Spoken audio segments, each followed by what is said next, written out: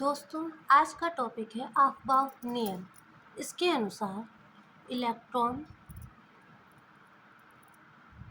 ऊर्जा के बढ़ते हुए क्रम में प्रवेश करते हैं। जैसे अब हम इसकी सारणी बनाएंगे। सारणी कुछ इस प्रकार से बनेगी: 1s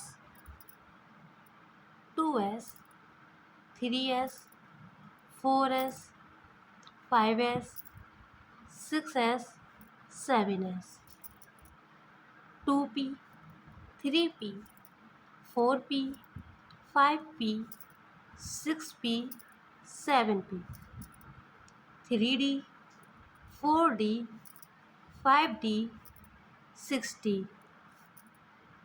4f 5f।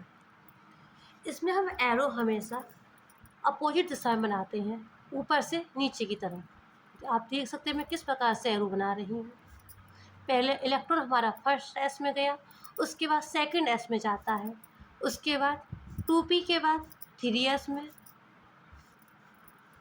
3s के बाद 3p, 3p के बाद 4s, 4s के बाद 3d, 3d के बाद 4p, 4p के बाद 5s, 5s के बाद 4d, 4d के बाद 5p, 5p के बाद 6s, 6s के बाद 4f, 4f के बाद 5f, 5f के बाद 6p, 6p के बाद 7s, 7s के बाद 5f, 5f के बाद 5d, 6d और 6d के बाद 7f।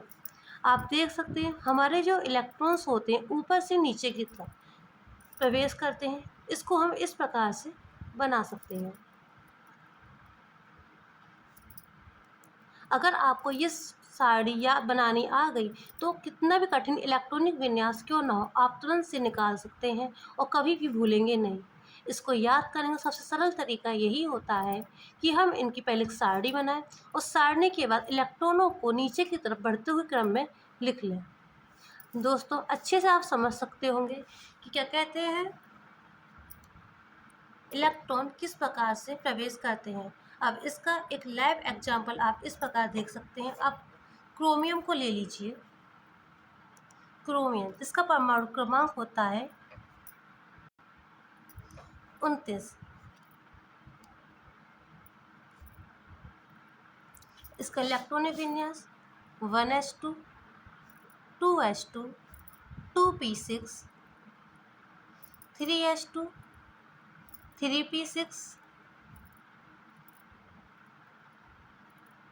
4s। यहाँ पे दोस्तों आपको क्रोमियम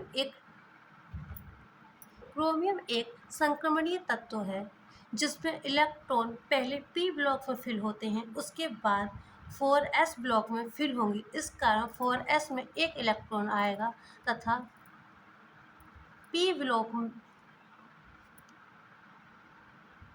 आप देख सकते हैं इसमें इलेक्ट्रॉन s में एक है जबकि d में 10 इलेक्ट्रॉन गए हैं। आप इसको इस प्रकार से भी लिख सकते हैं।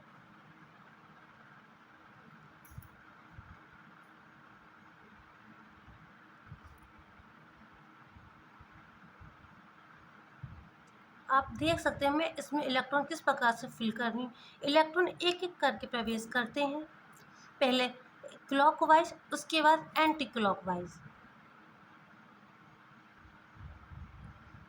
अगर आप ये अफबाउ नियम को अच्छे से याद कर लेंगे तो आप किसी भी तत्व का इलेक्ट्रॉनिक विन्यास इजीली निकाल सकते हैं।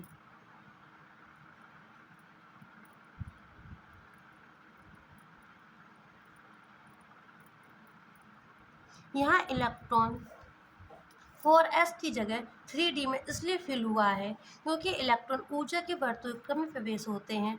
अगर यह इलेक्ट्रॉन इसमें प्रवेश ना करता तो हमारी यह साइकिल अधूरी रह जाती। धन्यवाद।